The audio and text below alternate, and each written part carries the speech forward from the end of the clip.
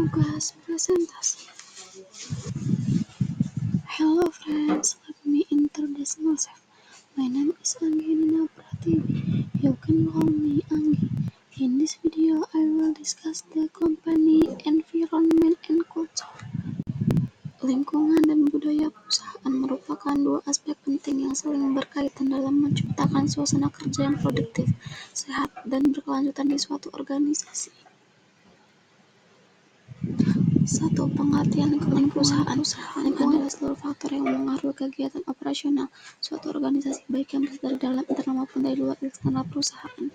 Jenis-jenis lingkungan perusahaan. A. Lingkungan internal.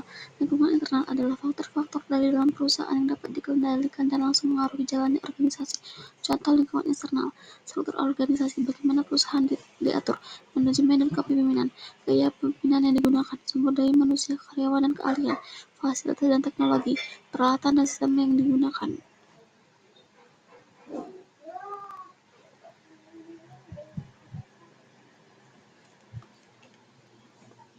Lingkungan eksternal. Lingkungan eksternal adalah faktor di luar perusahaan yang tidak bisa dikendalikan secara langsung tetapi harus dihadapi dan diantisipasi. Contoh lingkungan eksternal: persaingan pasar, perubahan teknologi, peraturan pemerintah, tren sosial dan budaya, dan kondisi ekonomi global dan nasional.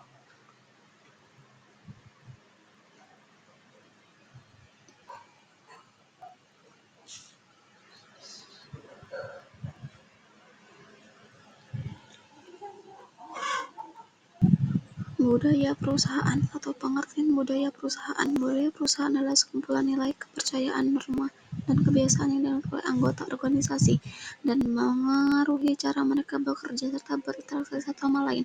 2. Unsur-unsur budaya perusahaan. Nilai inti, prinsip yang dijunjung tinggi perusahaan, misalnya integritas, inovasi, kerja tim, norma dan etika kerja, standar perilaku yang diharapkan. Simbol dan identitas perusahaan, logo, seragam, moto, ritual dan tradisi, perayaan tahunan, pelatihan khusus, dan budaya rapat. 3. Budaya perusahaan dan contoh budaya perusahaan. Mengapa lingkungan dan budaya perusahaan penting? 1. Mempengaruhi kinerja dan produktivitas. 2. Menarik dan mempertahankan talenta terbaik. 3.